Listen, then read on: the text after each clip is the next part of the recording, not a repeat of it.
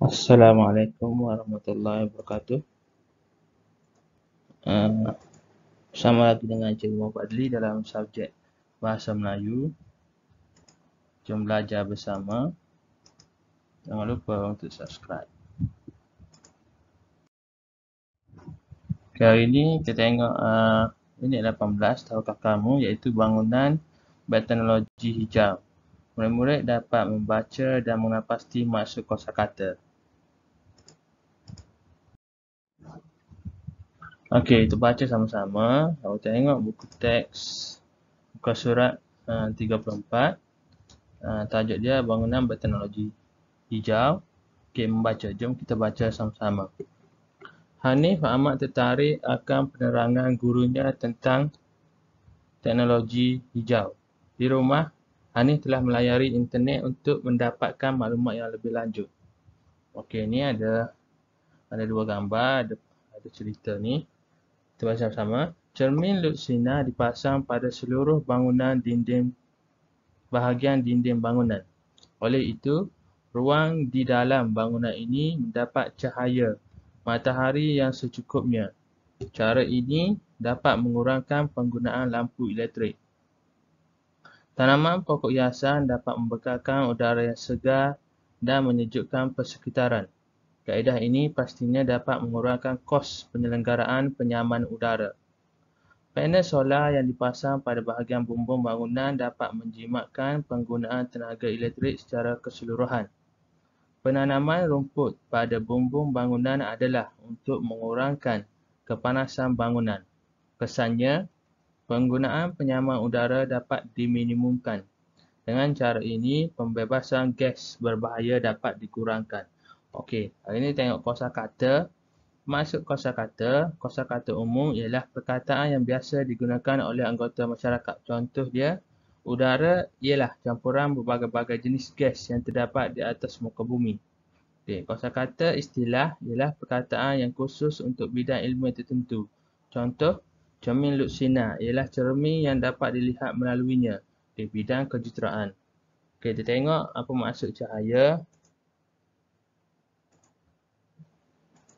Okey, cahaya adalah pancaran yang datang dari objek. Okey, contoh cahaya matahari ke, cahaya lilin, cahaya api. Okey, seterusnya mengurangkan, membawa maksud menjadi kurang, menyusutkan atau menurunkan. Okey, itu maksud mengurangkan. Seterusnya penyaman udara maksudnya pendingin hawa. Okey, dalam bahasa Inggeris kita sebut aircon. Seterusnya menjimatkan iaitu tidak membazir. Diminimumkan iaitu yang paling sedikit, yang kurangan. Kemudian gas bukan pejar dan bukan cecair.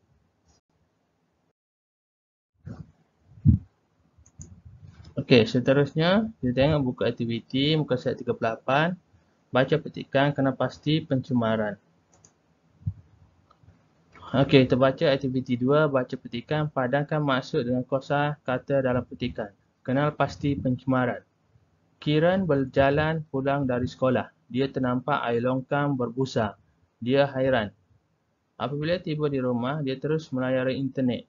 Dia melayari laman sesawan Jabatan Pengairan dan Saliran JPS. Dia membaca perihal punca pencemaran sungai. Berdasarkan maklumat tersebut, barulah dia faham bahawa air longkang yang berbuih itu berpunca dari sisa air sabun yang berlebihan.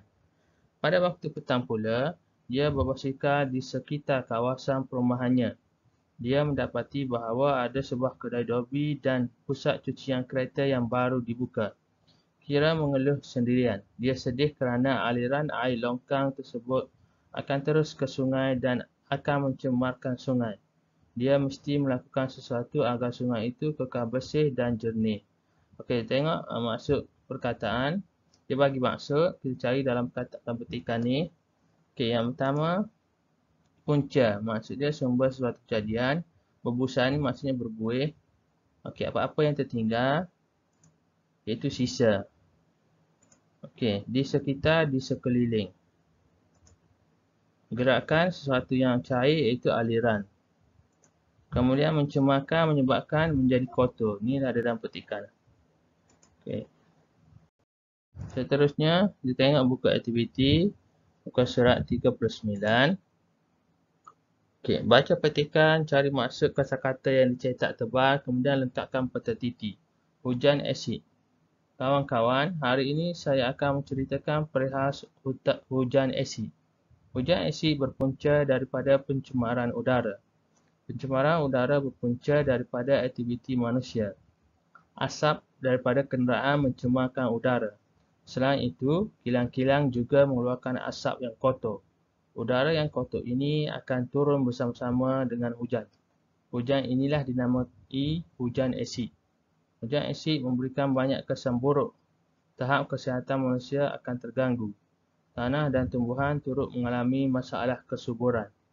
Kehidupan akuatik dan bangunan juga akan terjejas. Beberapa langkah boleh diambil untuk menanganinya. Misalnya, pihak kilang perlu memasang penapis asap pada serobong kilang. Pelepasan asap kenderaan dapat dikurangkan jika sistem penapis dipasang pada exhaust kenderaan. Okey, ni dia ada bagi peta titik perkataan maksud hujan asid. SS tu sama seperti pesan kesuburan. Kita tengok hujan asid maksud dia hujan yang dicemari asid.